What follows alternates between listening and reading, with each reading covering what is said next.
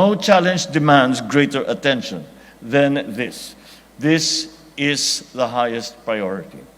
I have stated it before, but I will state it again, that as far as my view of government service is concerned, the most important service that government must provide to its people is a good education.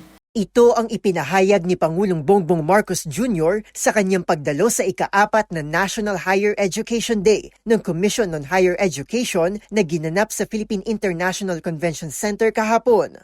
Sa kanyang talumpati, bagamat kinilala ng Pangulo ang unti-unting pag-usbong ng Philippine Higher Education Institutions sa mga World University Rankings, naniniwala ito na kailangan natin ng isang mas komprehensibong approach para ito ay magtuloy-tuloy. Giit ng Presidente, mahalaga na ang higher education system natin ay tumutugon sa pangangailangan ng lipunan ngayon at maging sa hinaharap, bagay na nakaangkla rin sa National Development Plan ng kanyang administrasyon. Kasama sa planong ito ang paghahatid ng libreng tertiary education sa mga state colleges at universities sa bisa ng Universal Access to Quality Tertiary Education Act kung saan nasa 134 billion pesos na anya ang nailalaan ngayong taon para sa mga benepisyaryo ng programa. Naniniwala naman ang Chief Executive na magbubunga ng mga solusyon ang naturang summit para sa isang mas mahusay na education system na huhubog sa bagong henerasyon ng critical thinkers, problem solvers at visionaries na magbibigay katuparan sa bagong Pilipinas.